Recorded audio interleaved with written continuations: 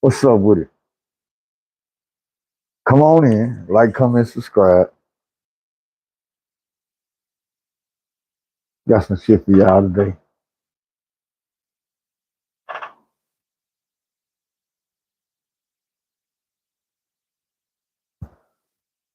I wasn't supposed to be on this channel, man, but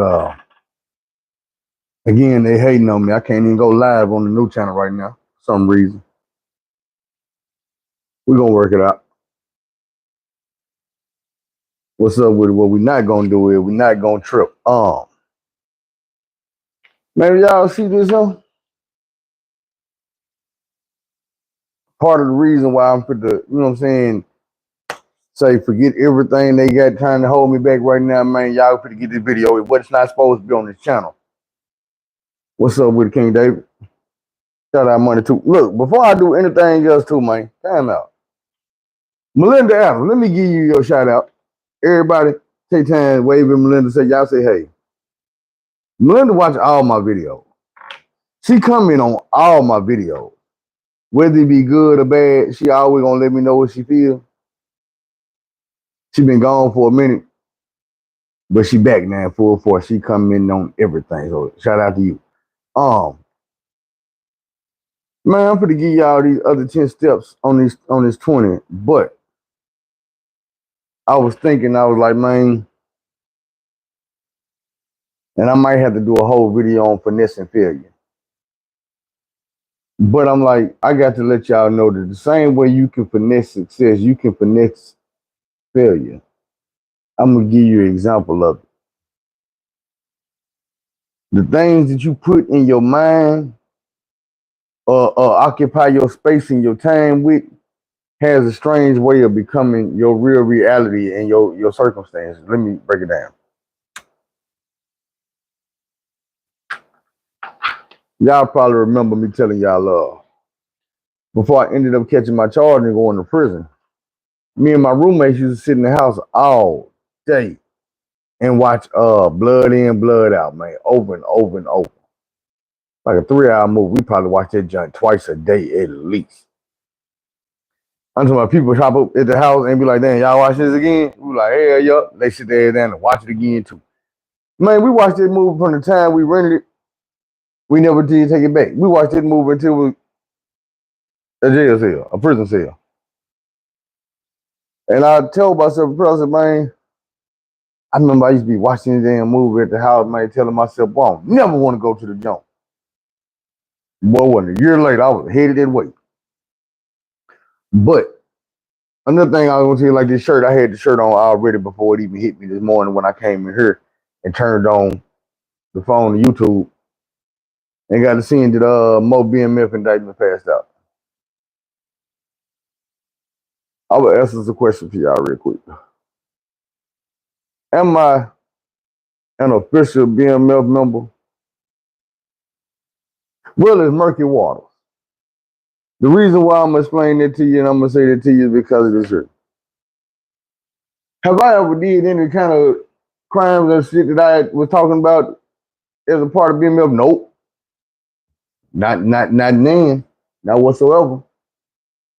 But at one point in my illustrious career, I did decide that I was gonna contact Big Meech. Just being real, Big Meech was a person I looked up because of his morals. Yeah, J-Bo, J-Bo did some shit, boy. But a lot of people do. A lot of people do. But my thing is, I wrote Meech, man, and I asked him, you know what I'm saying, basically giving him a rundown. I was telling him about my books and the shit that I had planned. I was telling him like what BMF mean to me. The reason I looked up to him, for one, because of the morals. The standing on shit, even when the shit get hard and never folding, that shit right there is shit that everybody ain't built for. And whether it was wrong or right, fuck what it was attached to, I looked up for the man for having the strength to do it. Because everybody can't. Now, when I reached out to him, I told him, I'm like, I gave him a bunch of different acronyms for BMF, you know what I'm saying? Bettering my family, building more families, shit like that, you know what I'm saying? shit that BMF could stand for that could get it away from all the negativity. And I also asked, and I told him, like, bro, basically, man, I stand on what you stand on, and I really want to be a part of what you got going on. And I was informed in so many words that there are a whole lot of people that me to come across that said similar things to what I said, and what he tells me is, cool. Just realize it. Bro, we ain't with that bullshit. We ain't with the criminal activity. We ain't with the drug. We ain't with none of that shit no more. I'm not fit to get out here and put you on with no plugs. You're not fit to get no drugs from me. I'm not fit to set you up to be doing no illegal activity or none of that. Now, if you want to rep BMF, that's cool. But don't be thinking that you fit to get in here and I'm fit to start, you know what I'm saying, plugging you in with some bullshit, because that's not what's going on. I respected that. Because I wasn't trying to get plugged in with no bullshit. I was trying to get plugged in with some real nigga shit, because I know real niggas come together. Form like Voltron. Now, back to finesse failure, let me give y'all a short story. It's real short. But I probably could have died this day. I have no idea. I had this shirt on. This exact same shirt. I was in my truck. And I had smashed up to St. Louis. I had to go pick up a load. I picked up the load up in St. Louis. After I picked up the load in St. Louis, I stopped at I think it was a Love's. I stopped at the Love's to give me something to eat, take a shower and shit before I head back down this way. So I get my shower, run back to the truck, get some shit, grab my money, because I ain't want to have my money when I'm in the shower and shit. So I grab my money out the truck and I come back to give me some food. Now, just so happened that when I go back to the truck, I got the BMF shirt on and everything, you know what I'm saying? So, y'all see I got the jewelry on. I wear my jewelry and shit. I don't look like no truck driver when I'm on the road. You see what I'm saying? I look like a nigga that's stepping out to goddamn me some of the shit that I drive. But, and I brought one of my other cars back home. I might take pictures or something. But, I had the BMF shirt on. I had the jewelry and shit on. And I go back in to get my food. Well, I get the food and I come back at the truck stop. I had already seen a couple dudes sitting on the side of the truck stop smoking. It's like in between the building and the little fence where you walk your dog or whatever, you know what I'm saying? So when I'm coming in the building, I seen these dudes and they peeping the nigga, but I'm like, shit, nigga with this truck stop, you ain't fit to, you know what I'm saying? Ain't nothing fit to go down to this truck stop, bro. So I really wasn't even paying no attention to it because I ain't really paranoid like that, but I walk in the store, but I am peeping my surroundings, you know that. So when I come back out, I peep the niggas again, but this time when I peep them, it's kind of like, you know how when you look at a nigga and they just happen to be looking at you and y'all lock eyes real quick. So it was like that. And me being me, you probably didn't guess it from some of these conversations that I told y'all. When I'm in a fucked up situation, I crack jokes or I say something, I can't be quiet. I can't just go along to get along. So when I come out and I got my food, my drink and shit, and I look back to the side and I see the niggas, and I lock eyes with one of them, he looking at me. I'm like, what's up, bro? And he like, oh shit, it ain't nothing, homie. Hey, bro, say though. You with the mafia? I'm like, yeah. I keep it moving. So as I keep it moving, I see him watching me smoke. I went to the truck. When I get the truck, I really ain't messed up no more. I ain't tripping no more. I ain't figure out about to do. I sit here and eat for a minute, get the food that I can't eat, you know what I'm saying, holding in my hands. I knock that out, wash that down, crank the truck up. I got like a burger or something left so I can ride with that, you know what I'm saying? I'm riding. As I'm riding, I started noticing these. Well, I ain't gonna say these fools because I ain't know it was them at first. I see a truck behind me. I'm not a diesel, like a regular truck, SUV. It was like a Tahoe or something like that. They behind me riding on the side. They ain't like right on the side of me, but they on that next lane behind me. So I shift over a little bit, jump a lane over. Cause I really don't like cars riding beside me like that because no telling what's gonna happen. Even though they wasn't always beside me, I jumped over a lane, put a lane in between me and them. They switch lanes, get over again. I speed on up, I punch a little bit. They speed on up. Now, not for nothing, because usually this shit wouldn't bother me. It was bothering me. I'm watching, I'm paying attention. I'm like, man, bro, just kind of followed me and did this shit for a few hours. I was down there in Springfield, Missouri. Fit to be in Arkansas. Fit to be on my way to Arkansas. When these motherfuckers pulled over. And I bet you the only reason why they got from behind me and pulled off that freeway is because them bitches were running out of gas. But they were looking for an opportunity to goddamn me pull over, do anything. These motherfuckers thinking they finna hit a BMF leak. Boy.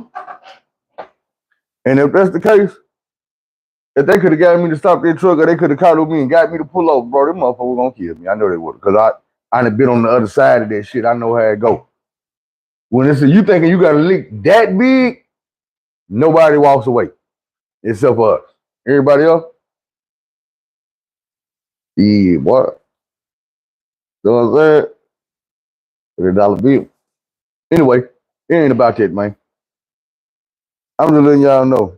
The same way I was putting that shirt on and I was having them dreams of being part of that right there, man. That shit right there could have had me going that way today. Could have had me going that way back then. It's all about what you bring into your environment, man. You got to pay attention to that. But on that note, we finna get to these next 10 steps of bettering yourself. We're going to break them down one by one. So when we left off, we were on number 10. We're going to go to number 11. Number 11 is you grow rich when you seek new experiences, not material things. And basically the way I get from that is people have to realize, man, being rich ain't all about the money. I tell you, and I stress and I repeat, and I stress and I repeat, you get one life. Just one.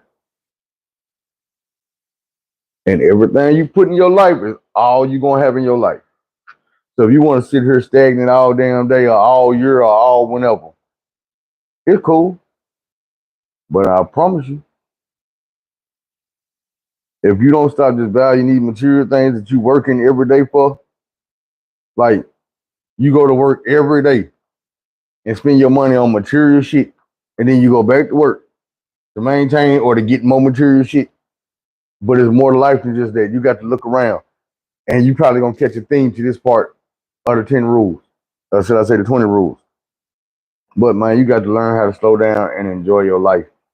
Enjoy your failures, your successes, all of that. I promise. I told a girl today, we was talking about my situation. And she was like, well, you know, this could happen, that could happen, and this could happen, and this could go wrong, and he could be like this, or she could do that. And I'm like, no. I realized all of that. But what you got to realize is the prospect of what's going on has filled me with a lot of joy and happiness.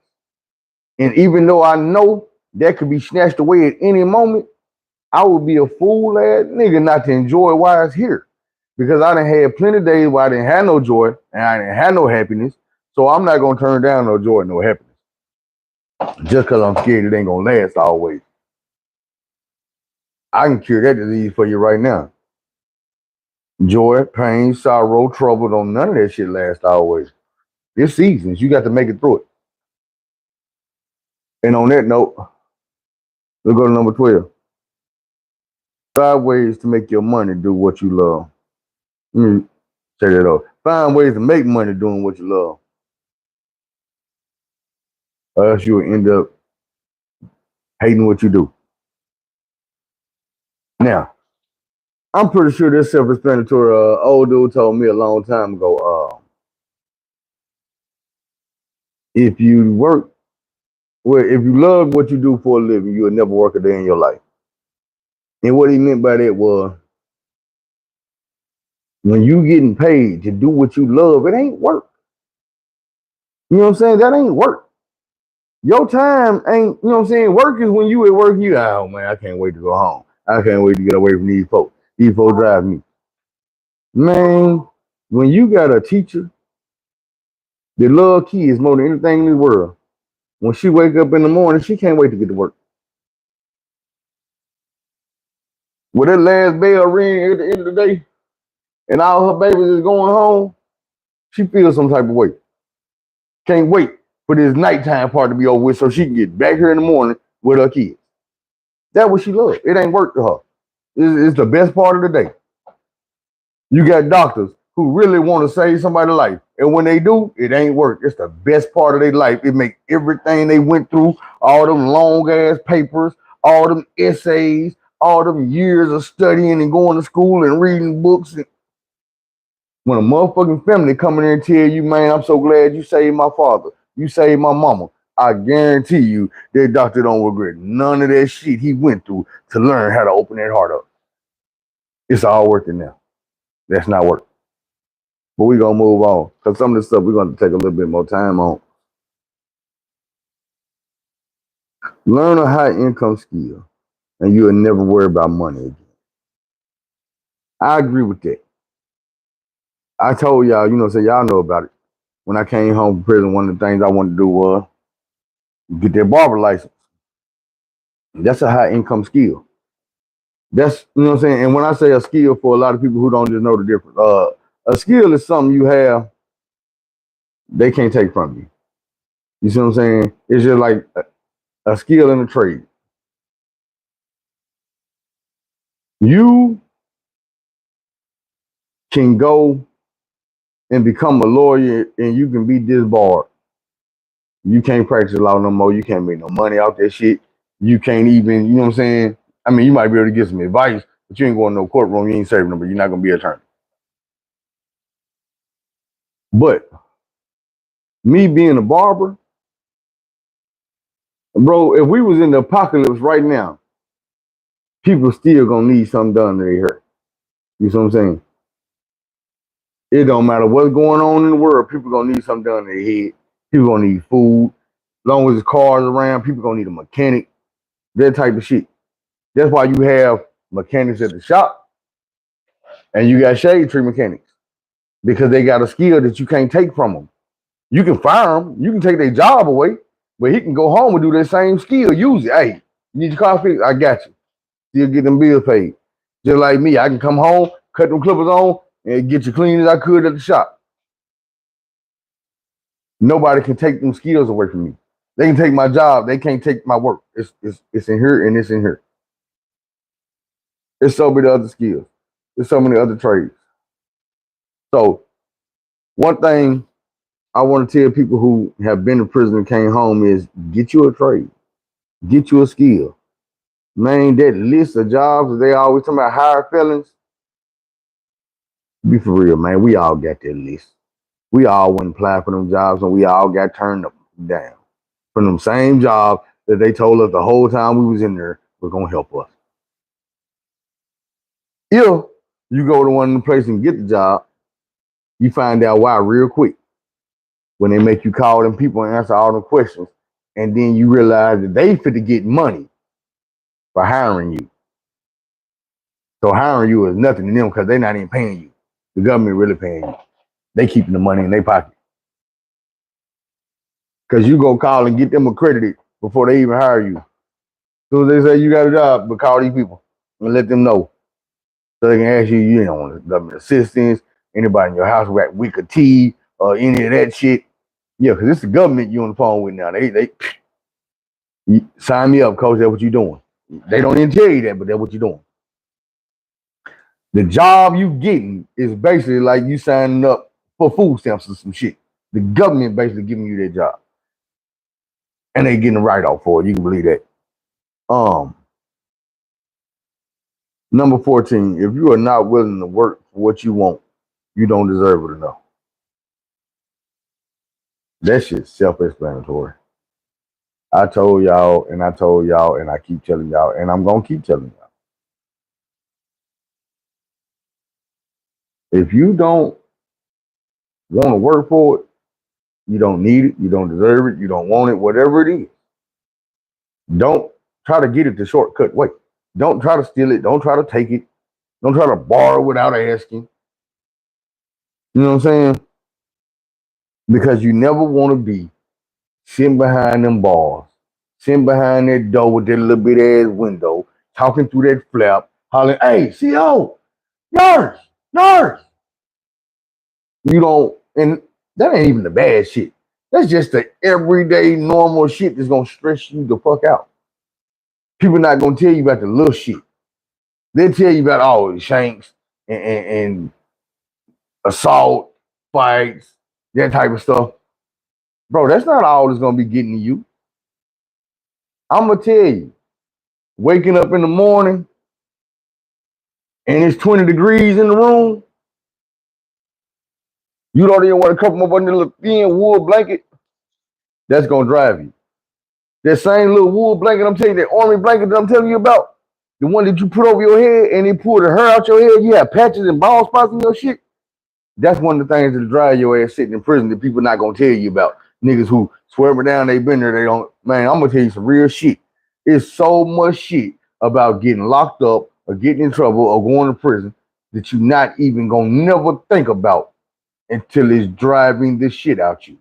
Until you down there crying about this bullshit. Cause nobody ever told you about that part.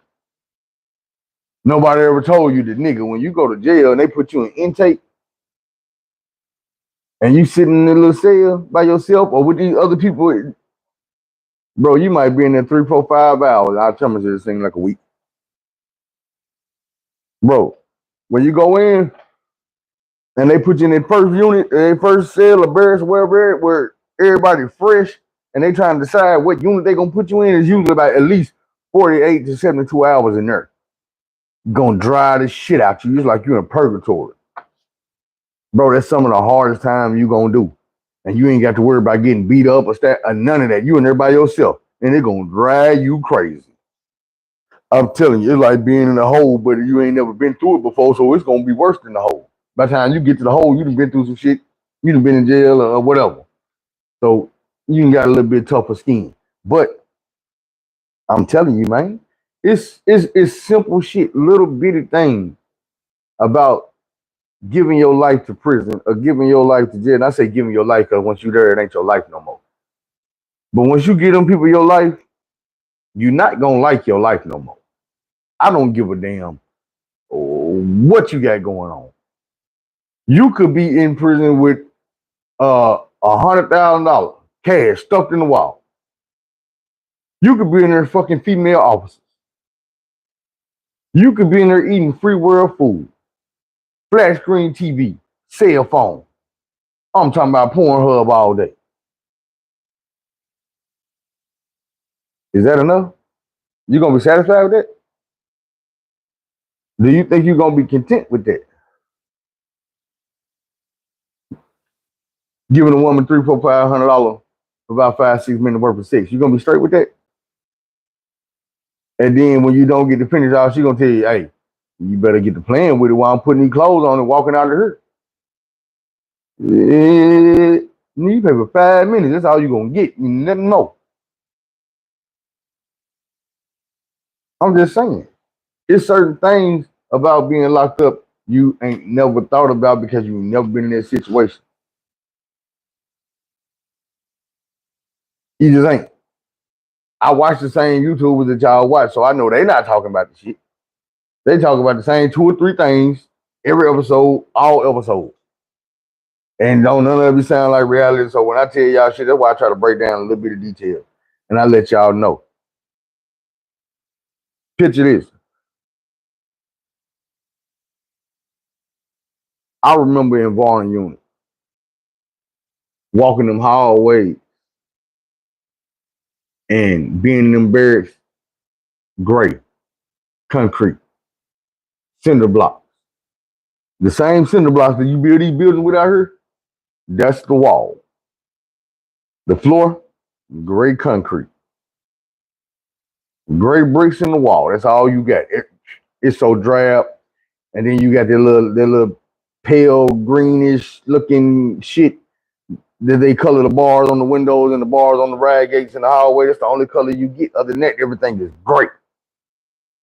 it's so drab and it's a downer when you walking around or sitting around in that prison. And they do that on purpose because they know vibrant colors they have you upbeat. Well, they don't want a bunch of prisoners being upbeat. They want you depressed. They want you down. They want you in a bad mood. You see what I'm saying? Because bad mood, people get in trouble. Trouble keeps a prison open. Prison open is what they need to keep their household running. Don't never get it confused. Capitalism is capitalism. But that's a whole different episode. We're gonna get to that too though. So before we switch, we're gonna give y'all that one more time.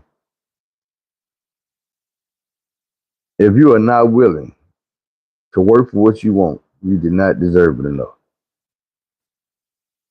Point blank period. Number 15. You will never lose if you will never quit. Now, let me tell y'all something. It would have been so easy for me to hit that button to go live on the new channel, and they tell me, hey, you can't go live, bro. It's a wrap. You got some strikes. Like, damn. First, I was like, man, I'm just gonna record the video and see if they let me upload it. But then I was like, nah, fuck it. I'm gonna try to go live on the other channel. For the one reason, I'm gonna tell y'all, because I ain't do no video yesterday. And I felt like, damn, I need to do a video. I really ain't tripping because I need to do a video on this channel anyway, because I got some new subscribers coming here every day. I got like 100 subscribers coming through, and I appreciate y'all for that. And it's mostly coming out 1 or 2 videos. I wonder if all y'all people gonna watch that one video and then come watch the rest of them.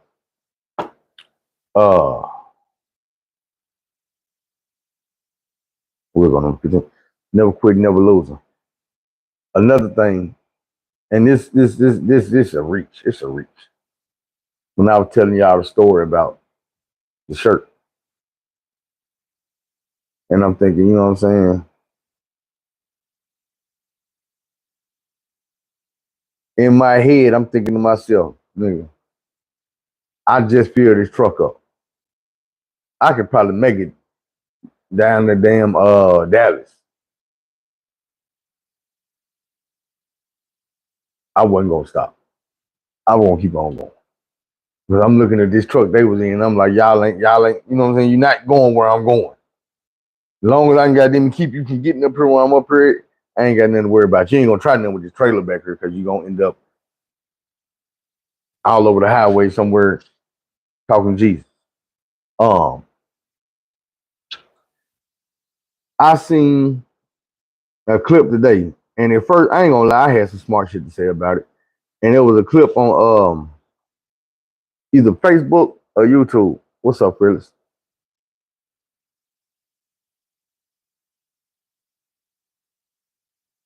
These folks had a video up, and it was talking about an NFL player was getting cut from the team, but he was still happy and upbeat and his positive attitude and shit.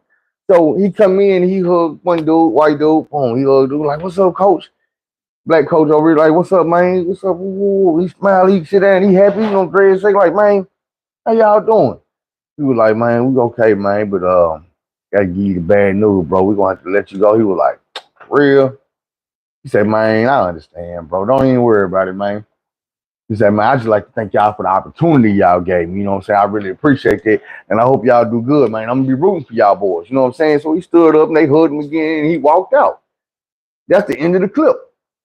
But I'm reading the comments, you know, me with my shit, first thing I do is go in there like, man, he happy now, we gonna go cry in the car. I'm talking all this shit, and I'm like, you know what? With the attitude dude had, yeah, he is gonna go cry in the car. But he the type of dude that when he get done crying in that car, he gonna drive down the street and he gonna make some shit happen. That's the type of attitude he got, the kind of attitude that don't give up. He didn't let that getting cut from that team defeat him or make him feel like, you know what, man, I ain't good enough, I ain't worthy, I ain't gonna make it. Nah, bro. You getting cut from an NFL team that many, many millions of people want to make it to and ain't never gonna get close.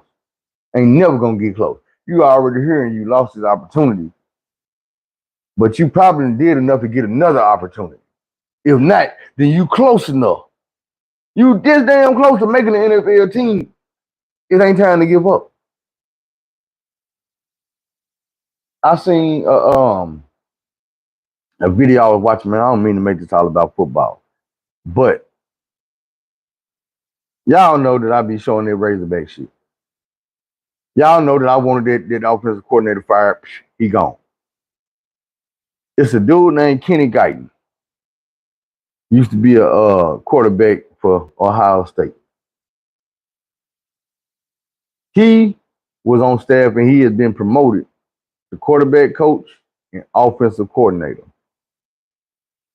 Kenny Guyton told his story, and this is from last year when he first came to Arkansas. And I'm watching the story thinking it was about him getting promoted to offensive coordinator, but it wasn't. But I'm listening to the whole story. And he's telling about how he was that dude in high school. And he got to college and he was that dude, but he was behind Terrell Pryor. And he was like, man, it's Terrell Pryor. So he was like, man, just being real, I got kind of relaxed. Because I'm already knowing I'm not going to be starting. I'm a freshman behind Terrell Pryor. Come on, bro. So then he say, man, I got too relaxed. And he said, I'm going to tell you what it was. Every day, since the time I was probably about 13, my father would wake me up 4 o'clock in the morning. He said, now, before I was 13, my father would be getting up at 4 o'clock in the morning. Anyway, he would go run. He would go work out just every morning. He said, so when I turned about 13, he started getting me up, making me get up and come work out.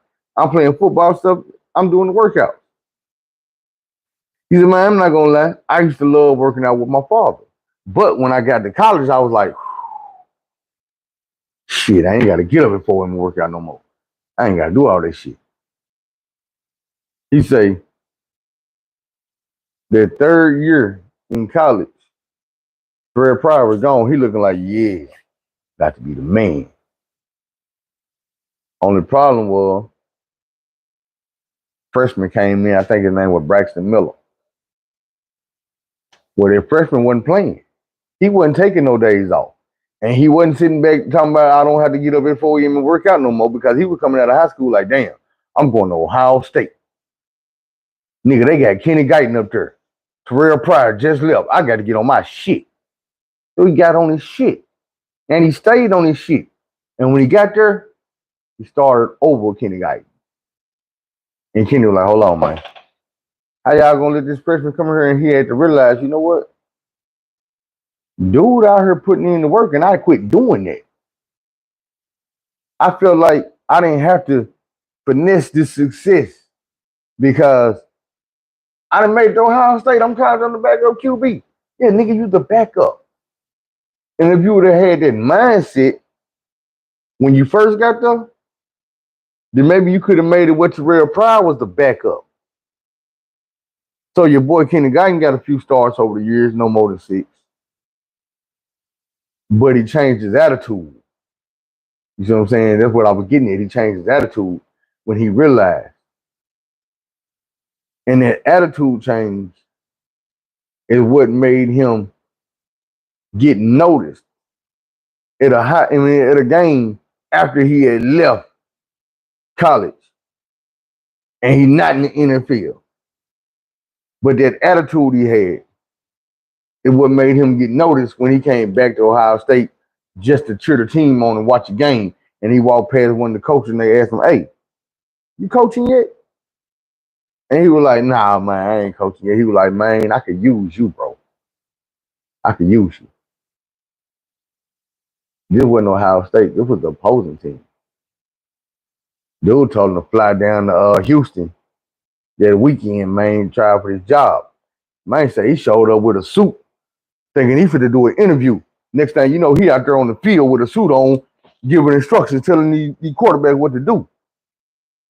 He had the job and he was already working. And it took the spring ball to come around before he could go back up there and get his stuff from Ohio and come back down and live and work.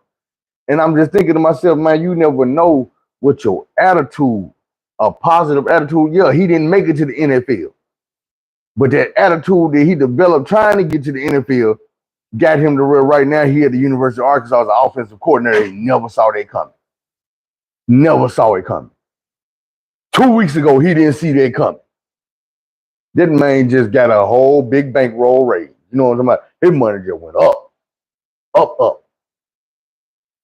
The people that were doing his job make millions a year. He probably making like 80, 90,000 a year, 100,000, 200,000 a year. Not no more. The attitude. You know, it's the attitude. And he didn't go to no extra school and put no application in to get that job. His attitude got it for him. That's what you call not giving up, not quitting. You're not going to lose if you don't give up. You might not win what you thought you were going to win, but I bet you're not going to lose. How? Think about a boxing match. If you got a dude that ain't going to sleep and ain't stopped swinging, how do you beat him? I don't care who you is. You be Muhammad Ali, but if you ain't knocking this dude out and you ain't stopping him from swinging on you, how do you beat him? You can't. He's not going to lose. Let's move on. Number 16. You have to temporarily do things you don't want to. Everything has a price. And the best way I can sum that up is sacrifice. What's up, Tanya? How you doing? The best way I can sum it up is sacrifice. Sometimes you're gonna have to go through, you're gonna have to sit through, you're gonna have to endure, put up with, however you want to say it, some things that you don't necessarily want to in order to get where you're going. And that's not to say that you're supposed to be a pushover.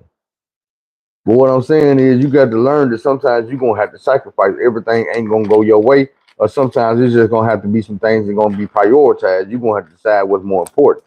And like I told you, when it comes down to your success, from the first video, what I tell you, you got to want that more. More than what? More than everything. You got to want success more than you want your family, more than you want your kids. I mean, because if that's what you want success for your family and your kids, then you're going to take a little sacrifice. And I say a little sacrifice because, well, we're going to explain that coming up in the next couple. But when it comes down to what you want, especially success, like I was on Facebook and I seen this woman. And she was like, I love a man that answer the phone every time I call, don't matter what. That's the type of man for me. And I see all these dudes come on. Oh, baby, that's me. I'm the type of nigga I don't. And I come on there with some reality. Like, look, it sounds good, but I'm gonna just be real. If I'm in a meeting out here trying to get this money to take care of me and you, I'm not gonna blow this meeting off to answer the phone so you can tell me how much you miss hearing my voice. No, I'm a man. And a man gonna have to stand up and put his foot down and say, you know what? The mushy stuff, that's for you. You can do that, but do it when I get home. I'm out here handling business. That's why we got a home. That's why you got a phone. That's why you love me. If I wasn't handling business, you wouldn't love me. Let me handle the business. You got to handle your business. That's just point blank. Now, 17. I want y'all to pay attention on this one. Money comes and money goes. But time only goes in one direction. Let y'all sit in for a second. Money comes, money goes, but time only go in one direction. That way. Time running away from your ass all day long. From the moment you wake up to the moment you go to sleep.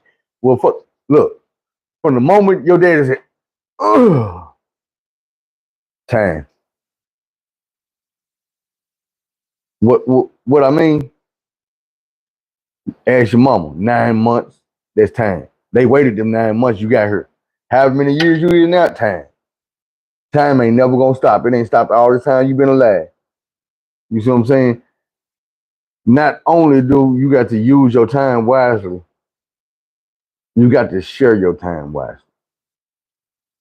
Remember what I was saying about the things you put in your head and things you put in your environment, your circle, your pill bottle, all of that. Your time is something you can't play with. You're never gonna get it back. You done heard time is money and time is all that. Time is everything, but time ain't never coming back. That's what you never gonna get no more of. Two things they ain't made no more of since the day they started, with land and time. So, with that being said, what do you do with your time? Like I told you on Facebook in the morning, I get up and I ask people, what have you done this morning to contribute to your success today? Because you got to have a successful day if you're gonna have a successful life. You got to have a successful today if you're gonna have a successful this week. You see what I'm saying? So every morning, what are you doing every day on a daily basis to contribute to your success? And I ain't saying like you got to wake up and save the world. Because saving the world ain't your success. Raising your kids, remaining free, becoming a better person than you was last week. It can be simple, you know what I'm saying? Reading a book, watching a documentary, having a conversation with a different type of person than you usually would. You'll learn something. Trust me, I bet you will. That's like one of my favorite things to do sometimes is to sit and have a conversation with some odd ass person. It might be uncomfortable for a while, but only for a while. Everybody gonna find something they got in common, whether it's feelings, emotions, morals, beliefs, likes, dislikes, love, hate. You're gonna have something in common with everybody. If you can't think of nothing else, do this. Eventually the next person gonna do it too. Um, let's move on to the next one. Spending time with your family is more important than spending more hours at work. And it is to a degree. But with that, I'm gonna say you got to have a healthy balance. Just like I was just saying, when you got to tell your woman, hey, look, this working and this handling business is what get us what we got. So as a family, you know, people like to say happy life, happy wife, happy spouse, happy house. Guess what? I got to go out here and do my part to get that. And I want the house happy. I want the house peaceful. But I also want the bills paid. You want your security. You know what I'm saying? You might not admit it, but if you married me, that's probably what you married me for. You want to feel protected. You want to feel secure. You want to know that at the end of the day, if your problem wasn't solved, that you had somebody sitting there beside you trying their best to help you solve. That's what a husband or a wife should be there for. To use the shit out that person they lay in the bed with. And when I say use, I mean it in the most sincere, nice way. I'm gonna use you for sex if you my wife. I'm gonna use you to cook for me, to clean for me sometimes. I'm gonna need you to stroke my ego. I'm gonna use you for motivation. I'm gonna use you for encouragement. I'm gonna use you for your love. I'm gonna use you for the way you make me feel. I'm gonna use you for all that. And I'm gonna expect you to use me for the same damn shit. Use me to pay these bills. Use me to make you feel good, to keep you emotionally secure. Use me to keep you mentally stable. Yo, lean on me, I'm gonna lean right back on you like we force and bubble. Family is important. And I'm gonna say it again, just in case I never said it on video. I tell people this, I came up with this copyright. What I'm about to say, this is my shit. Needs to be on a Hallmark card. And I'm making this bench introduction for when y'all start using, you know where you got it from. This is my philosophy. Family is just the friends that you stuck with. Meanwhile, friends is the family that you get to hand pick. Hey, that's weird shit. I know. I got a whole family that I hand pick. And I promise you that when I'm doing something, this is the majority of the people that's gonna be there for me. When I'm going through something, them the majority of the people gonna be there for me. When I need some advice, when I need somebody to talk to, if I'm not on here talking to y'all, then I'm probably gonna go that way and talk to them. When I'm doing something, when I'm out enjoying myself, they probably gonna be there. That's the family I chose. And I just got lucky to where I didn't just pick a brother. I picked a brother and he came with a whole damn family. Cousins, aunties, uncles, grandma. I get all of it. And then I fuck around and did it again, and they just happen to be two different sides of the same family. I'm all the way in. Boy, I picked them good. But family is important. What's up, Pat Pat? You got to catch the replay. I think this is gonna be a classic. Man, family is important. And family is not so important. I'm gonna give you the breakdown why I say that. Depending on your family might be your backbone, they might be your support system, they might be your encouragement, they might be your motivation, they might be your reason. You know what I'm saying? To get up in the morning, put them clothes on, go to work, to be a good person, to stay free, to just be the best you can be. It might be your family is the reason. But at the same time, family, and we all know this, family gonna be the first ones to use your ass. They're gonna be the first ones to backbite and talk about you. First ones to drag your name through the mud and all that other negative shit. Like that's real shit. We all know that. We all have been in a situation where we were like, man, family ain't shit. Boy, it be the motherfucker closest to you. Real talk. I'm gonna give y'all another one of my sayings that I came up with.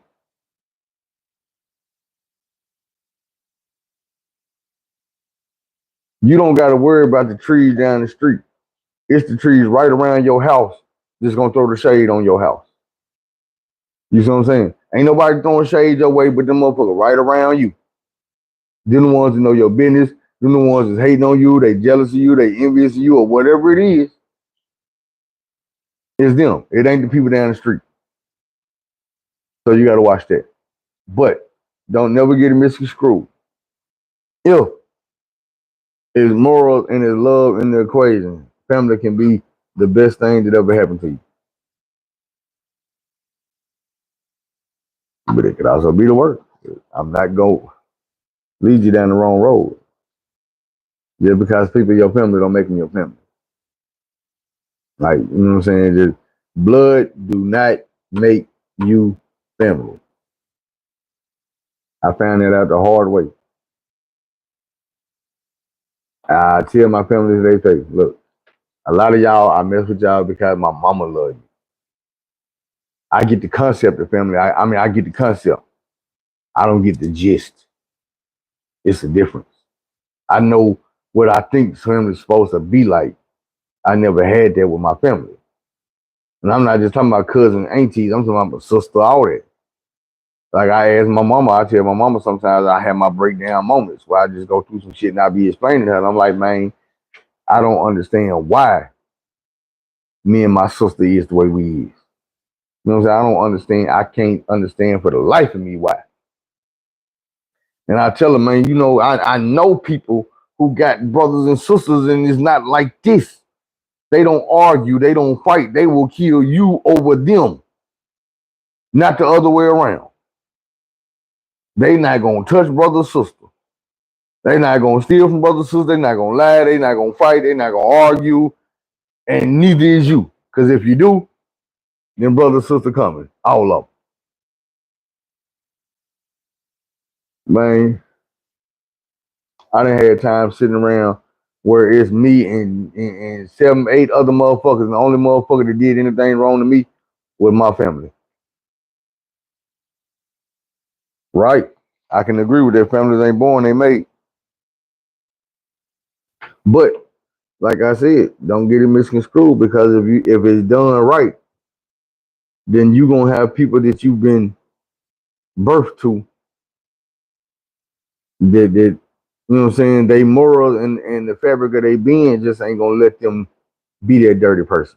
They're not gonna turn on you, they're not gonna give up on you, they're not gonna walk away, they're not gonna turn their back on you, they're not gonna tell you no. And if they do tell you no, they're not telling you no just to tell you no, it's for a reason. It's because you need that no. And some people not sometimes we don't understand that we need that damn no. We need somebody in our life to tell her,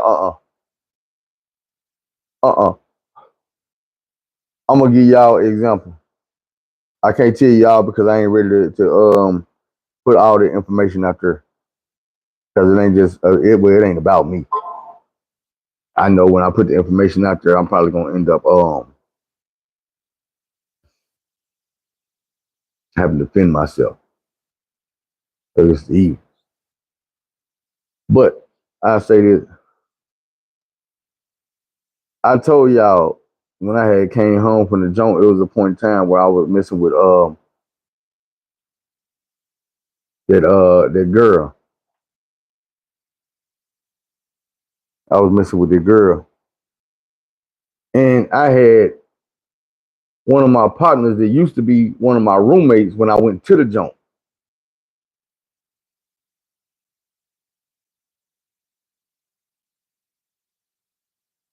For real. Rest in peace, Neil. But listen,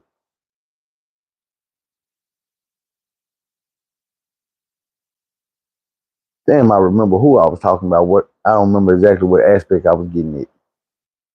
Somebody remind me. Anyway, let me see what I can say. Because it wasn't about that. That's what I didn't want to say. I don't know, man. Somebody's gonna have to remind me. I remember, but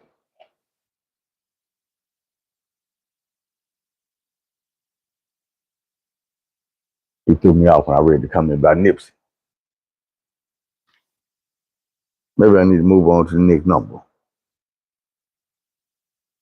Who's y'all? Shit, we getting down here. So we on number 19. Don't complicate life.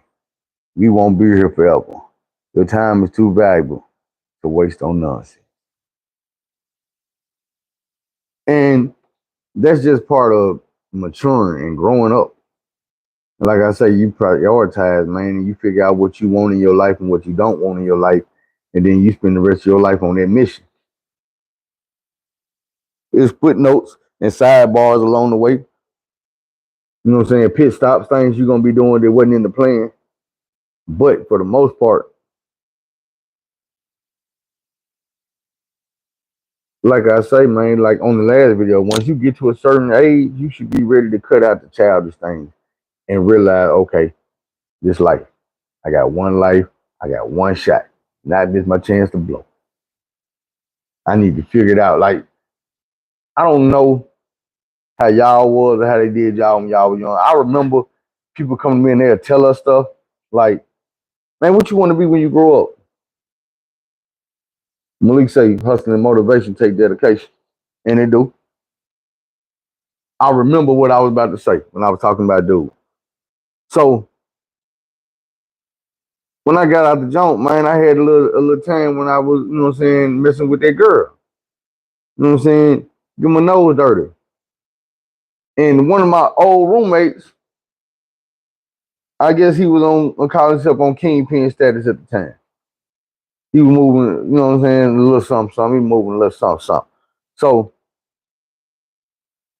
when the dude that I used to go get my shit from was dry or wasn't in pocket, I always pull up on my homeboy, you know what I'm saying? For some reason, I always pulled up on dude.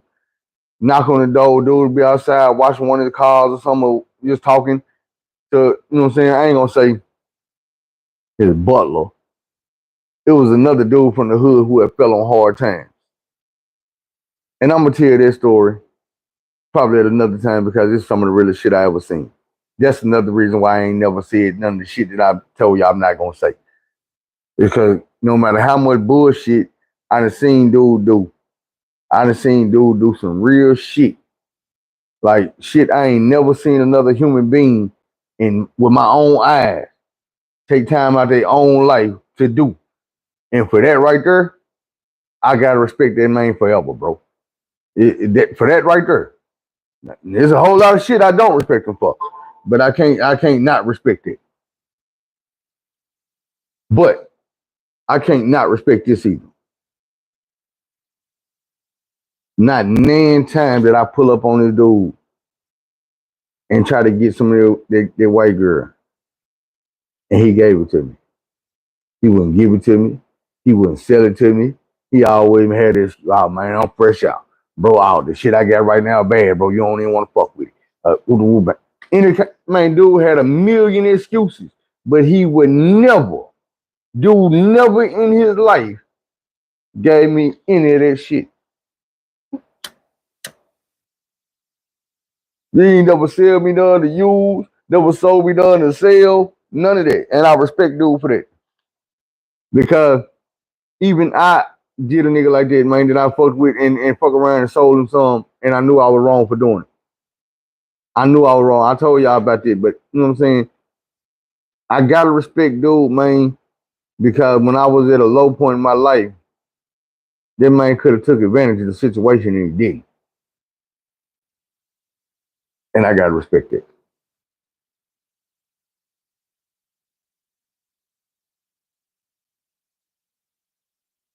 Man, come on back and check me out. But man, the time you got on this earth is precious. The time you got with other people is precious. Realize that. See, people always tell you that, you know what I'm saying, tomorrow not promised for you. And I ain't being funny. Tomorrow ain't promised. You might not be here tomorrow, but you might be here tomorrow. Your mama might not be here. Your daddy might not be here. Your kids, one of your kids, you know what I'm saying, one of your high school friends, your next door neighbor, your pastor.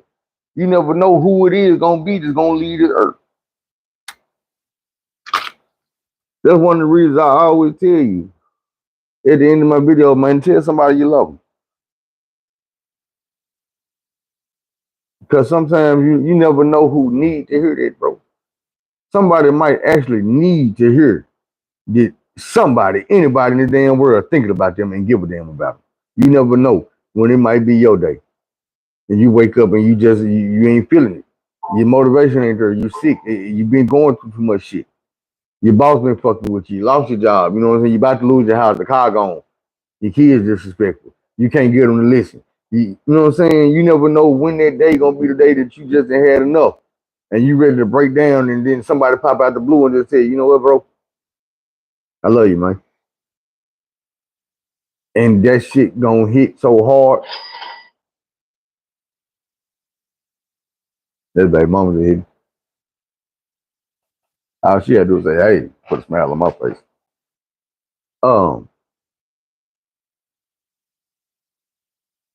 Matter of fact, I'm gonna tell her.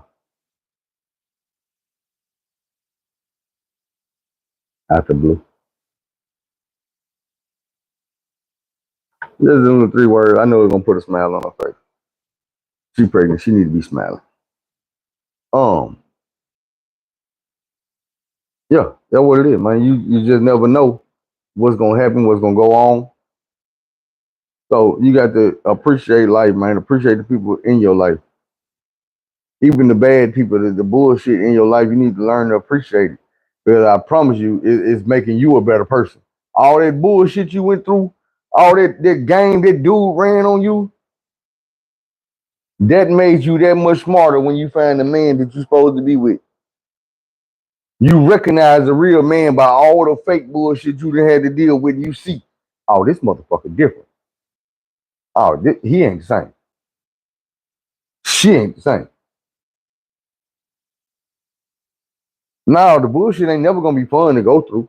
It ain't gonna be fun. But, man, imagine how weak we would be if we didn't go through the bullshit we personally been through. Like, I don't know what y'all actually been through, but I can guarantee you, you here today, it's some shit that you done been through. You done made it through that shit. You done got stronger day by day. You done lost somebody and cried. Them tears dried up. Them feelings ain't went nowhere, but them tears dried up. You stronger now. You know what I'm saying? That don't mean you ain't gonna hurt if you lose the next person. But what that mean is When you lose somebody and you done dealt with it, and you done cried, and you done boo-hooed, and you done got stronger, and 15 years down the line, your child lose somebody, and they come to you, Daddy, what I'm supposed to do? Now you see where it benefits you losing somebody. Because now you're going to take all that bullshit you went through and all that pain and that strife and that crying, and you're going to turn around and you're going to take all that and you're going to help your child. You're going to find the right words to say. You're going to find the right hug to give, the right kiss on the forehead, on the cheek, wherever. That's what parents do. As kids, we don't understand where they get it from. They get it from the pain and the bullshit they've been through. Just the same way we feel they've been through it. I keep telling y'all that. When your kid's 16 and they going through something, you've been 16 a whole year out your life. Been there, done that. And get what? If it didn't get you at 16, you was also 17 for a whole year. 18, 19, 20, 21. Yeah, all of them. Help your kids. Now, that was 19. We're going to take it to 20. The faster you face the uncomfortable truth, the faster your growth can begin. Do I need to let this sink in? Do I need to say it again? I'll say it again. The faster you face the uncomfortable truth, the faster your growth can begin. It's just the truth.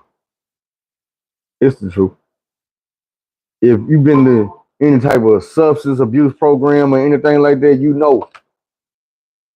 You got to admit to yourself you fucked up. You know what I'm saying? You can sit here and drink and smoke and talk shit and bullshit all day long. But the bill's gonna be due every month on the first, like Craig Daddy say. Round up, bill's due on the first, you ain't got nothing. You ain't have to worry about catching the dog. You have to worry about the dog catching your ass. Man, this shit don't stop. So the faster you learn or you realize, like I said way at the beginning, the faster you hit that age to where you mature and you come into that thought that, hey, ain't nobody coming to save me. Ain't nobody gonna magically pop out the wall and pay these bills. When you look out there in the front yard, in the backyard, ain't nobody gonna magically pop up and cut your grass, bro. A nigga might strategically pop up and charge you, but that's different. That's how he got a plan. He working on being successful for the day by knocking on your door and being more man than you. And that ain't said to disrespect nobody. It's just being said. You don't want to be that dude leaning on the car with your girl while another man down there changing your tire.